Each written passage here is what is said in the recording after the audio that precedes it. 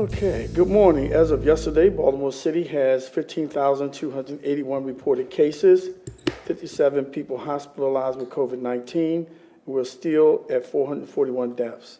I'm up here every week to ensure our residents have the most up-to-date and accurate information so they, in turn, can make smart and informed decisions for themselves and their families.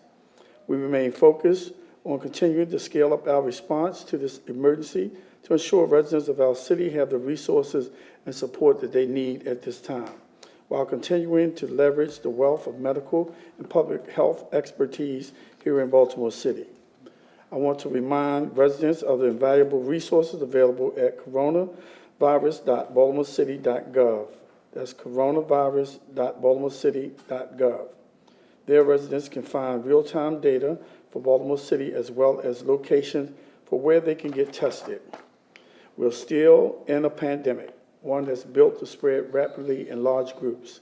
I know people are not looking to catch COVID, but it's looking for you.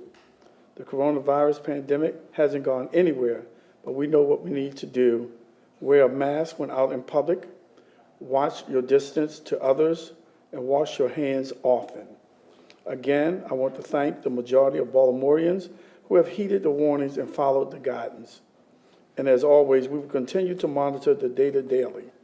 Now I will ask Baltimore City Health Commissioner Attila to update you on our COVID response and how we are supporting residents and families in our city.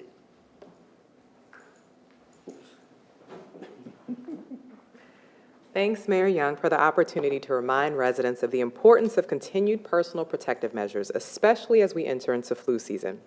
I want to urge all residents to continue to wear your face coverings over your mouth and your nose when you're around others that aren't in your household. Remember that you can spread COVID-19 to others even if you don't feel sick. The face covering is meant to protect you and other people in case you're infected. Masks should not be placed on children under the age of 2 or anyone who has trouble breathing, is unconscious, or is unable to remove the mask without assistance. Also, please continue to watch your distance. When outside your home, avoid crowded places and mass gatherings. Put 6 feet of distance between yourself and others who don't live in your household. That's about 2 arms lengths apart. When inside your home, avoid close contact with people who may be sick. If possible, maintain that 6 feet of distance between the person who is sick and other household members. If you're unable to maintain a safe distance in your home from others, please consider visiting our Triage Respite and Isolation Center at the Lord Baltimore Hotel. Visit coronavirus.baltimorecity.gov for more information on the city-supported resource. Keeping distance from others is especially important for people who are at higher risk for getting very sick, such as older adults or people with certain underlying chronic medical conditions like diabetes, cancer, or chronic kidney disease. Third, wash your hands. Wash your hands often with soap and water for at least 20 seconds, especially after you've been in a public place or after blowing your nose, coughing, or sneezing. If soap and water aren't available, use a hand sanitizer that contains at least 60% alcohol. Cover all your hands and rub them together until they feel dry. Continue to avoid touching your eyes, nose, and mouth with unwashed hands. Last but not least, I'd like to remind everyone to get your flu shot. A flu shot won't directly protect you against COVID-19, but it can keep you from getting sick from the flu and reduce your risk of being hospitalized. As we continue to fight COVID-19, we want everyone to remain healthy and to avoid overcrowding and overwhelming our local hospitals and healthcare providers. Thank you. Thank you, Dr. DeRosa. Next September the 30th is fast approaching, and that means the 2020 census is coming to a close. Everyone, please, if you have not completed your 2020 census, go do it today. It only takes 10 minutes. Stop whatever you're doing and complete the census online by visiting www.my2020census.gov. And again, that's www.my2020census.gov, or by calling 1-844-330-2020. Again, that number is 1-844-330-2020. For Baltimore residents who reside in multi-housing apartment complexes, my administration has released guidance in partnership with the Maryland Multi-Housing Association to nearly 300 property managers, highlighting the importance of permitting property access. to census enumerators engaged in door-to-door follow-up with non-response households. Under federal statutes, apartment buildings cannot prohibit census enumerators from canvassing door-to-door. Due to abrupt decisions from the Trump administration to cut the census count timeline by an entire month and unresolved litigation challenging that shortened time frame, Baltimore residents may have 1 week left to complete their census form, and much is at stake. Census data determine political representation and district boundaries.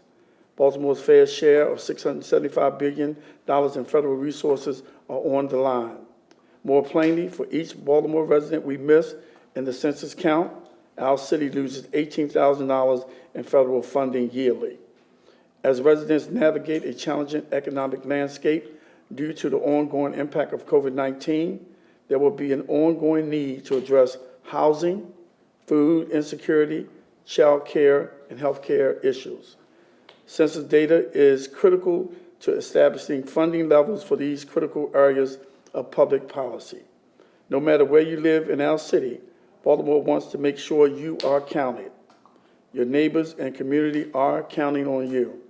To complete the census, visit again www.my2020census.gov or call 1-844-330-2020.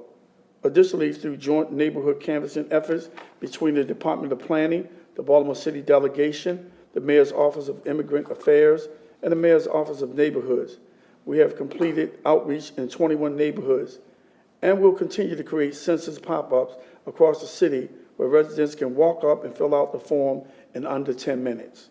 In fact, teams will be in Baltimore Highlands, East Baltimore Midway, and Woodburn McCabe this weekend. Stand up for yourself, your family, community, and our great city. Don't count yourself out. Complete the census today. Now to the business of the day. September is National Preparedness Month, and I've asked some of our city officials to come and talk to residents about the importance of being prepared. The 2020 National Preparedness Month theme is Disasters Don't Wait, Make Your Plan Today. Every city resident should prepare for disasters by making a plan and talking to your friends and family about how you will communicate before, during, and after a disaster. They should also all build a supply kit. Gather supplies that will last for several days after a disaster for everyone living in your home. And don't forget to consider the unique needs each person or pet may have in case you have to vacate quickly. Then I would ask Crystal Bright, Deputy Preparedness Chief, to come up and talk about National Preparedness Month.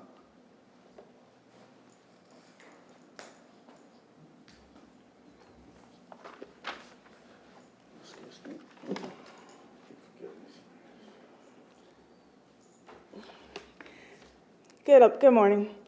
Emergency preparedness kits are useful because when life happens, you want you and your family to be ready. Access to the markets and other local stores may be limited.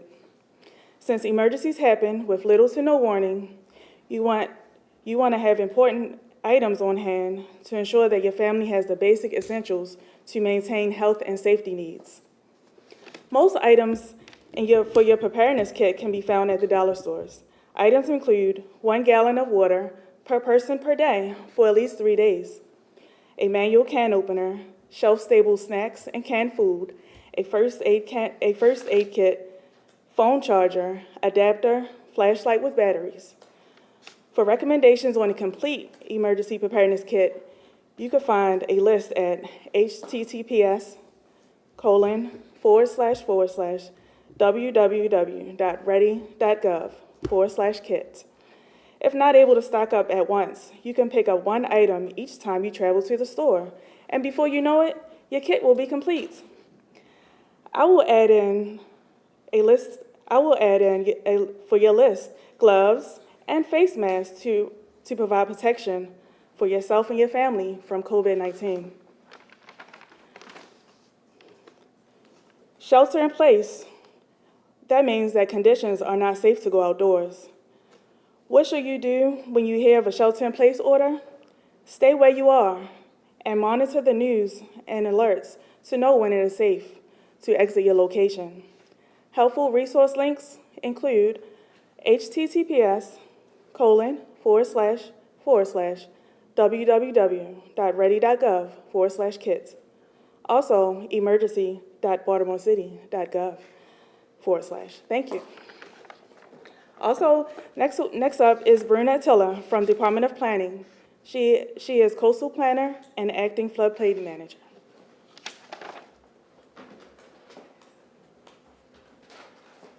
Hello, good morning. We would also like to remind residents that hurricane season goes until the end of November, and according to federal sources, this hurricane season is expected to be very active and destructive. This highlights the importance for everybody to have an emergency plan in place before a disaster happens, especially since we also have to take into account the COVID-19 emergency. Here in Baltimore, we face a variety of flood hazards, including floods from rivers, tidal flooding, and urban flooding. And those can happen all at the same time and may be exacerbated by a hurricane or tropical storm. It's also important that city residents know their flood risk depending on the location of your home or business. The city has two systems that help you define your flood risk, and those are the websites Baltimore City View and Baltimore Cold Map. You can also reach out to the Department of Planning to find out more about the type of risk that your home or business may have. And with the goal to increase the resilience of Baltimore's building infrastructure against flooding, the city enacted floodplain requirements that exceed the federal minimum requirements. And because of our higher standards, Baltimore is part of the Community Rating System Program, which is a FEMA program that enables flood insurance discounts of 10% or 25% on flood insurance rates, depending on the location of your property. We would also like to highlight that everyone in the city is eligible for flood insurance, no matter where your property is located.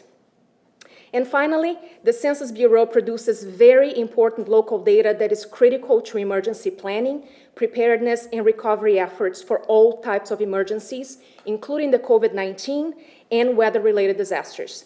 And if you haven't yet, we ask you to please take time today and respond to the 2020 census. Thank you.